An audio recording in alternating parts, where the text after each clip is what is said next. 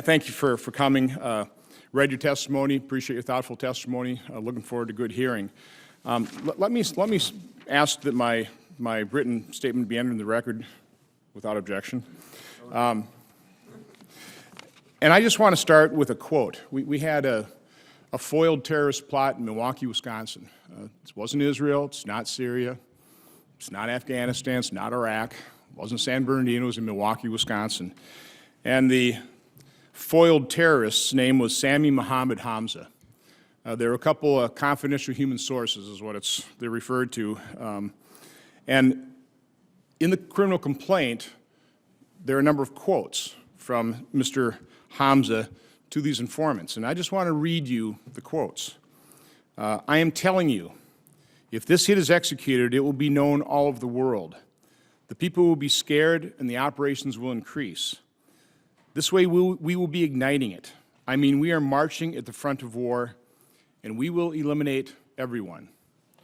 Now this was a plot in the Masonic Temple in Milwaukee, Wisconsin. Now, further in the complaint, Mr. Hamza says he'd be 100% happy if he was able to slaughter 30 human beings. So the purpose of this hearing is taking a look at potential threat. We've had 13 hearings on border security here in terms of our southern as well as our northern borders and our maritime border. I think the conclusion, I think most of the committee members would agree with me, is our borders are not secure. You take a look at the danger, the risk. I mean, obviously we have far more illegal crossings on their southern border. Canada, generally not a threat. I go up fishing there. You got great walleyes. I mean, I love Canadians. We've got a very special relationship with Canada. As a result, you know, we have a pretty unsecure border with Canada. It's just never really represented much of a threat. Islamic terror represents a threat. This is real. It's growing. This is a legitimate concern.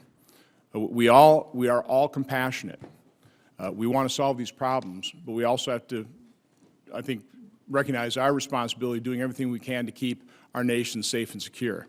And so, I mean, the fact of the matter is, when I take a look at the history of the number of refugees that are resettled in Canada since about 2005, the high water mark was 35,000, but it's averaging somewhere between the 20 and 25,000 person range. Well, Prime Minister Trudeau now is committed to admitting 25,000 and then 50,000 total by the end of 2016. That's a pretty significant ramp up and over a pretty short period of time. In America, it takes somewhere between 18 to 24 months to properly vet a refugee on average, and that's from all countries. Far more difficult to try and get the information we've heard in testimony before this committee in a war-torn country like Syria. So how can you do the proper vetting? You know, how can we assure that there are no shortcuts taken? And that's really the purpose of this hearing, is just, well, let's lay out the reality. Will there be shortcuts taken? Is that something that really ought to concern Americans here as Canada is really ramping up, again, with all wonderful intentions, being very compassionate, admitting a much higher level of refugees than they're normally taking in, and at a much faster pace. So again, I appreciate the witnesses being here. Look forward to your testimony. With that, I'll turn it over to questions. Dr. Dawson, I just want to make the comment that I think we all agree the relationship with Canada is very special and highly valued. And I agree that we all want to make sure that we do follow the utmost level of screening. And that's our concern. You know, President Obama has legal authority to let in 10,000 Syrian refugees. That increases the number of refugees in this country by 21%, which puts a potential management strain and you know, possibly some short-circuiting or taking shortcuts within that process. Canada's looking at, again, if you look at the history, you know, 25,000 refugees annually, increasing that by a factor of, you know, basically double. You're going from 25 to 50 to potentially 75,000 in one particular year. That could put enormous strains. Mr. Mammon, and by the way, am I pronouncing that properly? Mammon like salmon. Oh, salmon. Okay, Mammon. You mentioned that on average, it normally takes 5 years to generally go through this process. Just speak to that. There are two processes. If you were on another day, not when we're in the middle of an election or in this particular project, on another day you would be spending about 52 to 62 months bringing people in this fashion from Afghanistan, Somalia, Congo, Sudan. That's how long it would take. The inland process, that is where people come on our shores and they declare themselves as refugees. They have a hearing before the Immigration and Refugee Board. A hearing is determined that they are a refugee. Then they apply for permanent residence. They fill out all the forms. That process easily takes 2 and a bit years. It's done in 2 stages. The first is a selection decision, right? We make sure that you've got all the forms ready, everything is done. And then comes the background checks and the security checks. Only after they're completed, then do we have a person who's granted permanent residence.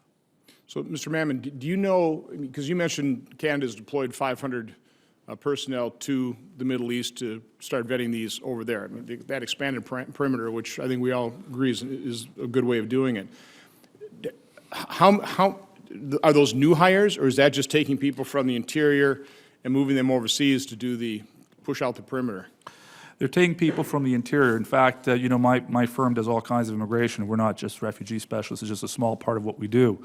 We're getting letters now saying, you know, this officer has been reassigned to the Syrian project, so you're not getting an answer for the next few months while they tackle those things. Those are officers who would be normally doing sponsorships, investor applications, all kinds of professional immigration. I should say, if you were to ask me, what do I think of the 500, I would tell you that it doesn't really matter, because they're not going to Syria. They're outside of the country. The question here is the ability to verify information, and sometimes the only way you can do that is by putting boots on the ground. If somebody tells you, I'm from this town, I'm from this country, how do you validate that from outside of the country? That's the concern, I think, that security agencies have. You don't have anything to measure it. The fact that someone has an iris scan or someone that has fingerprints done and nothing shows up tells you nothing about what they were doing during the conflict and on whose side they fought. I didn't see any, and I might be wrong, but I didn't see any in the testimony, basically the manpower that Canada has in these immigration services. Anybody on the panel have any feel for, you know, how many personnel generally do the vetting of the approximately, on average, 25,000 refugees that Canada lets in? Mr. Harris, do you? No, it's not entirely clear. It can involve all kinds of cooperation between different governments and agencies. So, as I say, it's not entirely clear, and this situation currently throws an enormous random variable into the overall challenge, I guess, that we're facing. Mr. Mandel, do you have any idea in terms of what our counterparts in Canada have in terms of personnel to properly vet these folks? Or Dr. Dawson? I don't have. I don't have a number for you, but I can tell you that the consular service in Canada is different from that of the United States, so that officers who are trained as consular officers for all sorts of processing can also do refugees, whereas in the United States, I understand you need a specialized refugee officer. My understanding, as Mr. Mammon is saying, is that a lot of folks are being deployed from other offices, and as well, retired officers are being brought back into service.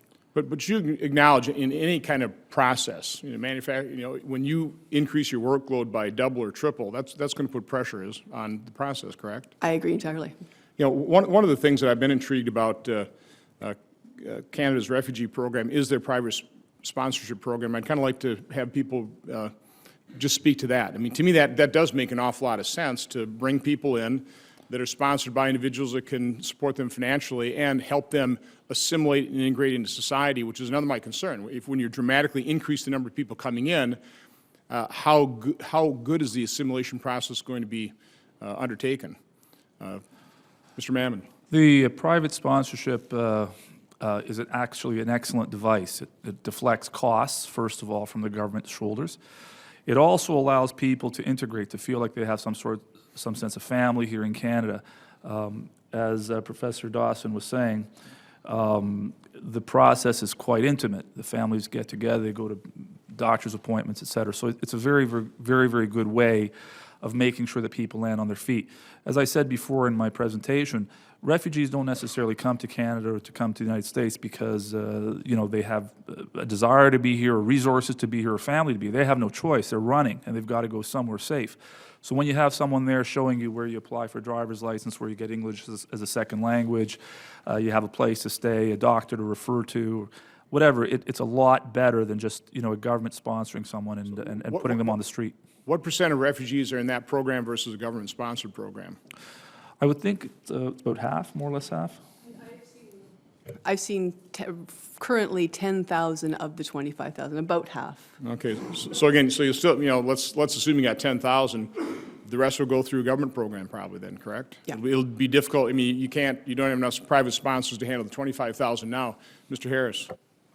Just as a matter of fact, and it may be useful to bear in mind that the private sponsorship concept went back to the Vietnam boat people era. And there was a great deal of demand to bring in various people. Enormous numbers of individuals were brought in, as Dr. Dawson has indicated. But it should be remembered that these people were brought in over about a decade. So that defines a significant distinction, perhaps, from the current situation.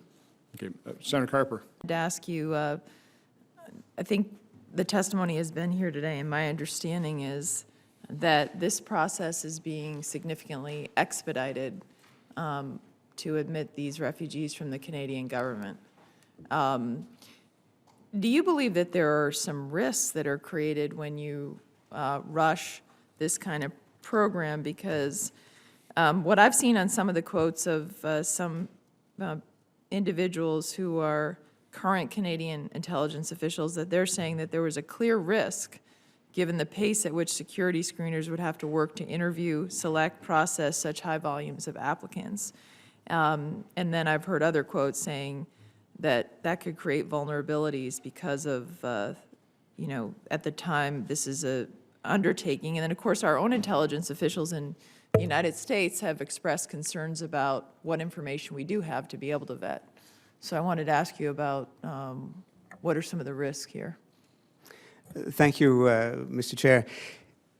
I think the risks are manifest, as has been indicated, and of course, as many experts and many of those who've been explicitly involved in the exercise have reflected. I believe there were remarks made by Mr. Van Kessel that have been published, and he had significant responsibility in the Canadian immigration side of things and was concerned about the speed of things and some of the priorities and influences that could in theory be brought to bear. There is the issue of efficacy, as my colleague Mr. Mammon has indicated, when there are so many people who are so rushed and might rightly or wrongly feel under pressure, things can happen. And it may be useful in this context to reflect on work not so much by a security specialist as by an economist. They do have their uses, we're told.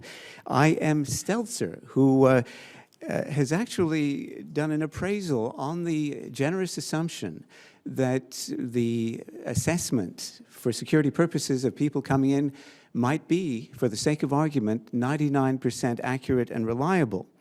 What he said, reflecting on the American context of a 10,000 intake from Syria, was that if only 1% of the 10,000 entrants or 100 applicants will have slipped through the vetting net, then it might be estimated that the, I think he was saying that the units that attacked France in November had about 8 to 20 people on them. Involved in them. And so if you work on that assumption, you would have, for a group of 10,000, at just a 1% failure rate, between 5 and 8 terrorist units, each capable of doing to one of our cities what they had done to Paris. And if you then multiply those numbers for the 25,000 contemplated in Canada, you could be looking at between 12 and 20 terrorist units of the very kind that tore apart portions of Paris earlier this year. If I may add to this, a related humanitarian consideration. It has been said that Canada, of course, is rightly proud of its traditions with regard to assisting people. But the respected Center for Immigration Studies in Washington has made a very interesting point. It says that, now again in the U.S. context, and I quote, "For what it costs to resettle one Middle Eastern refugee in the United States for 5 years, about 12 refugees can be helped in the Middle East for 5 years, or 61 refugees can be helped for 1 year." And when one considers some of the difficulties that one might be dealing with worldwide in the refugee crisis that, depending on definitions, could extend to 60 million people on the planet, It is even theoretically possible, I suppose, that many of those other refugees who won't have the privileged treatment that the relative few going to Canada might have, might expect something akin to an apology from us for not diverting funds from certain Canadian programs to international assistance. That in turn is relevant in security terms because, of course, that kind of diversion of funds would allow for more concentration on the security side in Canada and indeed allow funds for security per se in Canada. I agree. That's a very important point. Take a look at that $1.2 billion. And another point we're not really making. Well, that's Canadian, I'm not sure. It's worth much up here, but It's a lot of money. Take it times 70. It's a lot of money. The other point we really don't make enough is that Sharia law is not particularly compatible with Western democracies. Right. And part of assimilation is coming in and assimilating into our rule of law. And that's, again, it's kind of something that is never really mentioned, but it is a real problem. I want to thank all the witnesses for your time, your testimony, your thoughtful answers to our question. I think we've kind of laid out a reality here, which is important. So the hearing record will remain open for 15 days until February 18th at 5 p.m. for the submission of statements and questions for the record. This hearing is adjourned.